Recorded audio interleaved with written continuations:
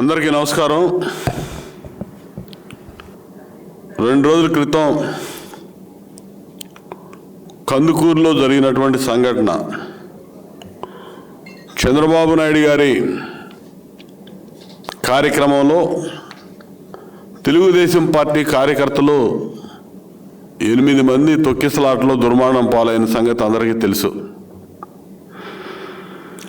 ఆ రోజు నుంచి కూడా ఆ రోజు సాయంత్రమే వైఎస్ఆర్సీపీ సోషల్ మీడియా కానీ వాళ్ళ మంత్రులు కానీ శాసనసభ్యులు కానీ మొదలుపెట్టారు.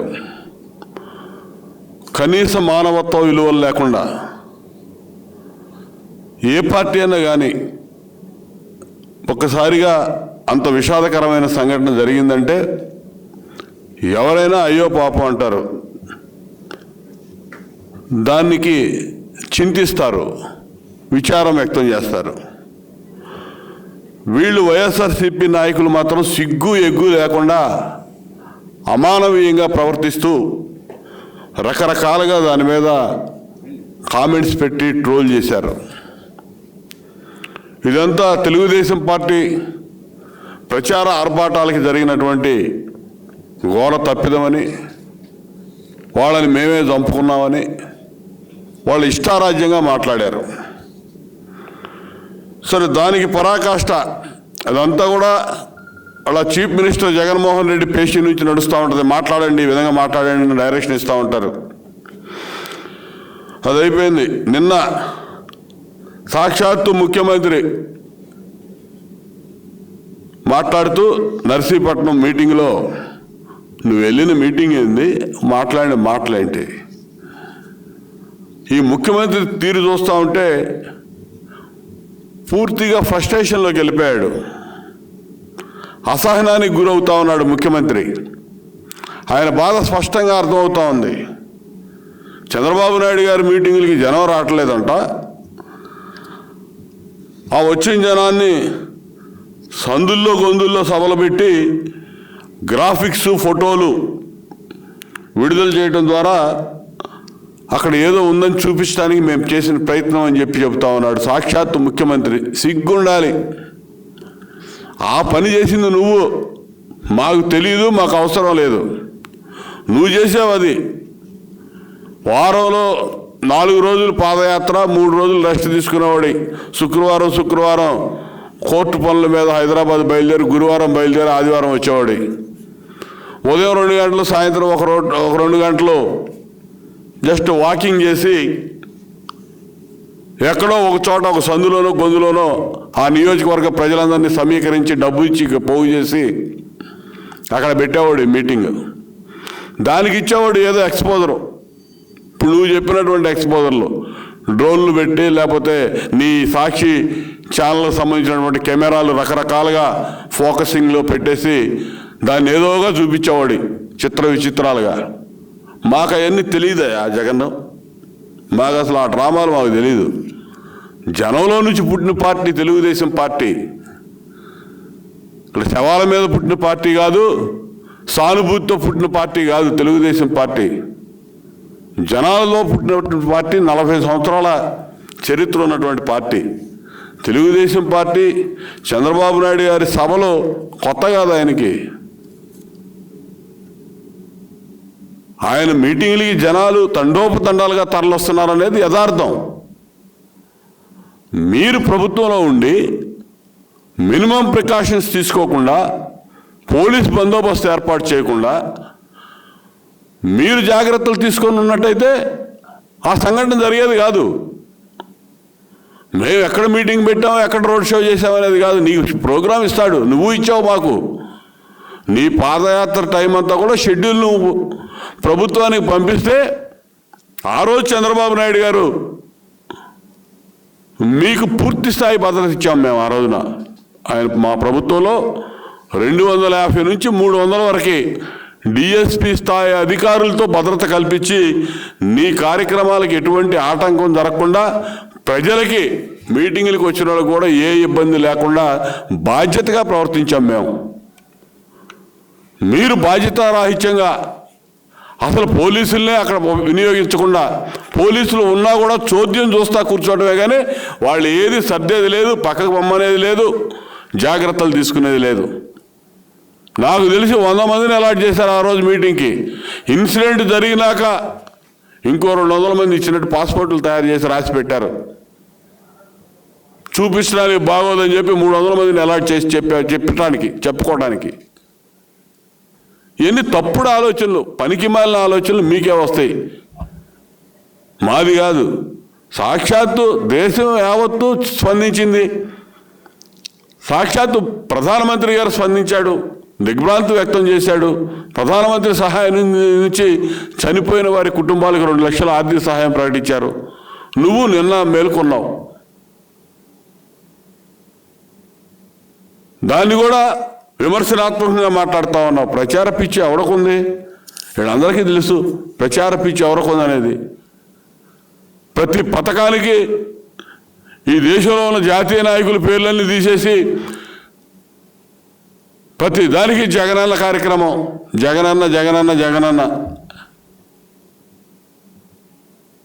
ఈ కార్యక్రమాలకి బటన్ నొక్కే కార్యక్రమం అని చెప్పి ప్రతి సంవత్సరం అదే ప్రోగ్రాం. ఎవడన్నా 5 సంవత్సరాలు ప్రభుత్వం కార్యక్రమం తీసుకుందంటే 5 సంవత్సరాలు అదే ప్రోగ్రాం ఇంప్లిమెంట్ అయ్యిద్ది. నువ్వు సంవత్సరం 2వ విడత 3వ విడత ఆ బటన్ నొక్కే రోజుకి నీ సాక్షి పత్రిక కానీ నీ ఛానల్స్కి కానీ దాదాపు 10 కోట్లు 20 కోట్ల నుంచి ఖర్చు పెట్టి ప్రచారానికి నువ్వు ఖర్చు పెడతా ఉన్నావు. ప్రభుత్వ సొమ్ము నువ్వు దుర్వినియోగం చేస్తూ ఉన్నావు. ఈ 4 ఏళ్లలో దాదాపు 1000 కోట్లు నీ సాక్షి కింద డ్రా చేసుకున్నావు ప్రచారానికి. చిన్నపిల్లలకి ఇచ్చే కోడిగుడ్ల మీద కూడా నీ రంగులు వేపిస్తూ ఉన్నావు, బ్యాగుల మీద వేపిస్తూ ఉన్నావు, వాళ్ళు కట్టుకున్న టైల్ మీద వేపిస్తూ ఉన్నావు, నోట్బుక్స్ మీద వేస్తూ ఉన్నావు, టెక్స్ట్ బుక్ల మీద వేస్తూ ఉన్నావు. సిగ్గుందా? నీ ముఖం రోజు చూడాలా పిల్లలు? వాళ్ళు చదువుకోవాలా, నీ ముఖం చూస్తా కూర్చోవాలా? దారుణం. నువ్వు ఇచ్చే అడ్వర్టైజ్మెంట్స్ కానీ హోర్డింగ్స్ కానీ ఎక్కడ కన్సర్న్ మినిస్టర్ ఫోటో కానీ పేరు కానీ కనపడదు. నీ ఒక్కడికే ఆ పిచ్చి నీకే ఉండాలి. శాశ్వత భూ హక్కు పత్రాలను ఇస్తా ఉన్నారు, ఇప్పుడు పాస్బుక్లు ఇస్తా ఉన్నారు రైతాంగానికి. శాశ్వత భూ హక్కు అంటే ఎవరిదా? సొమ్ము ఎవరిది? సొమ్ము ఒకటిది, సోకొకటిది. నీకు ప్రజలు ఇచ్చింది మ్యాండేట్ 5 సంవత్సరాలు ముఖ్యమంత్రిగా ఉంటాను, 4 ఏళ్ళు అయిపోయింది. ఈరోజు నువ్వు సర్వే చేయించి వాళ్ళకి శాశ్వత భూ హక్కు పత్రాలని చెప్పిస్తూ ఉన్నారు. వాటితో పాటు పాస్బుక్లు కూడా ఇష్యూ చేస్తూ ఉన్నారు. పాస్బుక్ల మీద నీ ఫోటోలు ఏంటి? అసలు ఎవడాస్తి మీద ఎవడ ఫోటోలు వేస్తున్నావు నువ్వు రేపు పోతావు, అధికారం పోద్ది.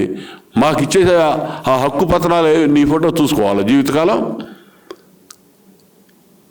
అసలు నీకు హక్కు ఉందా వేయడానికి? ఇంతకంటే పిచ్చి పరాకాష్ట ఏమైనా ఉంటుందా? నీ పిచ్చి పరాకాష్ట, నీ పబ్లిసిటీ పిచ్చి పరాకాష్ట చేరిందంటానికి ఇంతకంటే నిదర్శనం ఏం కావాలి? పిల్లలు తినే కోడిగుడ్ల మీద కూడా నువ్వు స్టాంపులు వేసి పంపుతున్నావు, నీ పార్టీ పేరు నీ ఫోటోలు వేసి పంపిస్తా ఉన్నావు. అసలు నువ్వు ప్రతి స్కీమ్కి జగనన్న జగనన్న జగనన్న. డాక్టర్ అంబేద్కర్ ఓవర్సీస్ విద్యానిధి పథకం మా ఎస్సీ ఎస్టీలకు సంబంధించి ప్రపంచ మేధావి భారత రాజ్యాంగ నిర్మాత డాక్టర్ బిఆర్ అంబేద్కర్ ఓవర్సీస్ విద్యానిధి పథకం అని మేము పేరు పెడితే ఆయన పేరు తీసేసి జగనన్న విదేశీ విద్యానిధి పథకం అని పెడతావా? సిగ్గుందా? మీకుందా? నీ సలహాదారులకు ఉందా? ఎవడన్నా చేస్తాడా? మహాత్మా గాంధీ, జ్యోతిరావు పూలే, పెద్ద పెద్ద మహానుభావుల పేర్లు కూడా తీసేసి ఆ పేర్లు పెట్టకుండా ప్రతి దానికి జగన్ జగన్ జగన్ అని చెప్పి పెడతా ఉన్నావు. నీకు మించిన పబ్లిసిటీ పిచ్చున్నవాడు ఈ భారతదేశంలో ఎవడో కూడా లేడు. ఏ ముఖ్యమంత్రికి కూడా ఇంత పిచ్చ లేదనేది యథార్థం. నువ్వు మా పార్టీ గురించి మాట్లాడతావు, కొత్తది మొదలుపెట్టావు. మాది ప్రజాబలం పార్టీ ఉన్నటువంటి పార్టీ, 40 సంవత్సరాల చరిత్ర ఉన్నటువంటి పార్టీ. మా పార్టీ కార్యకర్తల త్యాగాల ఫలితం, త్యాగాల పునాదుల మీద నిర్మాణం జరిగింది. ఇవాళ మా పార్టీ కార్యకర్తలు మా కుటుంబ సభ్యులతో సమానం. అందరం బాధపడతా ఉన్నాం. మానవత్వం ఉన్న ప్రతి ఒక్కరు కూడా పార్టీలకు అతీతంగా ఆ సంఘటనకి విచారం వ్యక్తం చేశారు. వాళ్ళ స్టైల్లో వాళ్ళు సాలిడారిటీ ఎక్స్ప్రెస్ చేశారు. నీ బుద్ధి ఏందో, నీ స్టైల్ ఏదో నువ్వు చూపించావు. సిగ్గుపడాలి. జనం నవ్వుకుంటా ఉన్నారు. నీ కార్యకర్తలు నువ్వు పాదయాత్రలో 8 మంది చనిపోయారు మొత్తం మీద. ఏ ఊర్లో ఉన్నా కానీ 8 మంది నీ పాదయాత్రలో చనిపోయారు. నువ్వు చేసిన హత్యలు అవి. కచ్చులూరు బోటు ప్రమాదంలో 40 మందో 50 మంది ఎంతమంది చచ్చిపోయారో కూడా తెలీదు. నెల రోజులు శవాలు తీయడానికి కూడా చేతకాల నీ ప్రభుత్వానికి. నువ్వు చేసిన హత్యలు కదా అవి. మరి ఏమనుకుంటున్నావు? కల్తీ మద్యం దాగి దాదాపు 26 మంది జంగారెడ్డిగూడెంలో చచ్చిపోయారు. నీ ప్రభుత్వం చేసిన హత్యలు అవన్నీ. నీది పబ్లిసిటీ పిచ్చి. మీ నాన్న చచ్చిపోతే ఏదో అసలు 100 మంది 1000 మంది చచ్చిపోయారు అని చెప్పి ఓదార్పు యాత్ర అని చెప్పి దాన్ని అడ్డం పెట్టుకొని నువ్వు తిరిగింది, రాష్ట్రమంతా పర్యటన చేసింది. అది పబ్లిసిటీ పిచ్చి అంటే. సావుని వాడుకోవడం కూడా అది. మీ తండ్రి సావును కూడా ఏ విధంగా వాడుకున్నావు అటు చూశారు, ఆ రోజును చూశారు ప్రజలు. నువ్వు ఈ రోజు నువ్వు అధికారంలోకి వచ్చావు, నీ కార్యకర్త ఎక్కడ చచ్చిపోతే నీ ప్యాలెస్ పిలిపించి పరామర్శిస్తావు నువ్వు. చంద్రబాబు నాయుడు గారు ప్రతి కార్యకర్త ఇంటికి వెళ్ళి వాళ్ళని ఓదార్చి మాకు చేతనైన ఆర్థిక సహకారం అందించి ఏదో ఒకటి ఉడతాభక్తిగా నేనున్నాను, మీ భవిష్యత్తుకి నేను అండగా ఉంటానని చెప్పి ఒక హామీ, ధైర్యాన్ని, స్థైర్యాన్ని ఇచ్చి వచ్చాడు. ఇది లీడర్ లక్షణం అంటే ఇది. నువ్వు కనీసం ఎంపీ చచ్చిపోతే, ఒక ఎంపీ దళిత ఎంపీ చనిపోతే, నీ పార్టీ ఎంపీ చనిపోతే పరామర్శ కూడా వెళ్ళాలి. నువ్వు వాళ్ళ పిల్లలు నీ ఇంటికి పిలిపించుకొని ఇక్కడ పరామర్శించావు. సిగ్గులేంతాను. అదే నీ సామాజిక వర్గానికి సంబంధించిన చచ్చిపోతే గబగబా వెళ్తావు ఎగబడి ఫ్లైట్లు వేసుకొని. నీ కార్యకర్తలకి, నీ నాయకులకి నువ్వు ఇచ్చే గౌరవం అది, మా నాయకుడు ఇచ్చే గౌరవం ఇది. అది గుర్తుపెట్టుకో. ఎవడై పబ్లిసిటీ పిచ్చుంది, ఎవరికి ఏముందనేది జనానికి అర్థమవుతా ఉంది.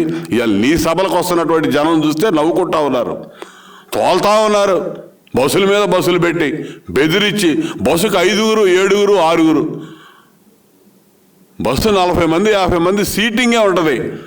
ఏ బస్సు చూసినా 6, 7 బలవంతాన్ని తీసుకొచ్చి గ్రౌండ్లో కుక్కుతూ ఉన్నారు.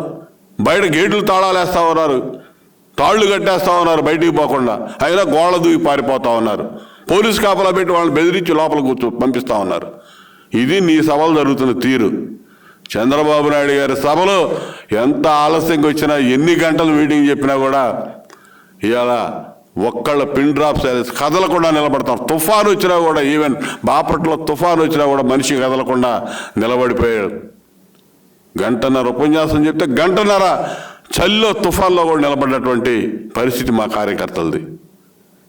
నీ మీటింగులు వెలవెలబోతా ఉన్నాయి. డ్వాక్రా మహిళల్ని, చిన్నపిల్లల్ని, స్టూడెంట్స్ని, విద్యార్థుల్ని, ఎంప్లాయీస్ని బెదిరించి మరీ తీసుకొచ్చి కూర్చోబెడతా ఉన్నారు. అయినా కూడా వాళ్ళు పారిపోతా ఉన్నారు. సిగ్గు తెచ్చుకో. మాట్లాడే విధానం, సందర్భం, ఆ ఇన్సిడెంట్ని బట్టన్నా ఒక జ్ఞానంతో మాట్లాడాలి. ఒక హోదాలో ఉన్నటువంటి వ్యక్తి.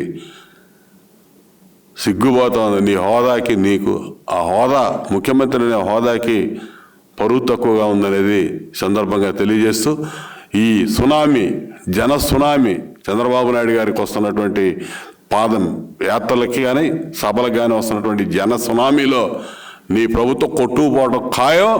ఇవాళ ఇదేం కర్మ మన రాష్ట్రానికి అనేది ప్రజలు పూర్తిగా కొట్టుమిట్టాడుతూ ఉన్నారు. ఈ కర్మను ఎప్పుడో తెలుసుకుందామని చూస్తూ ఉన్నారు.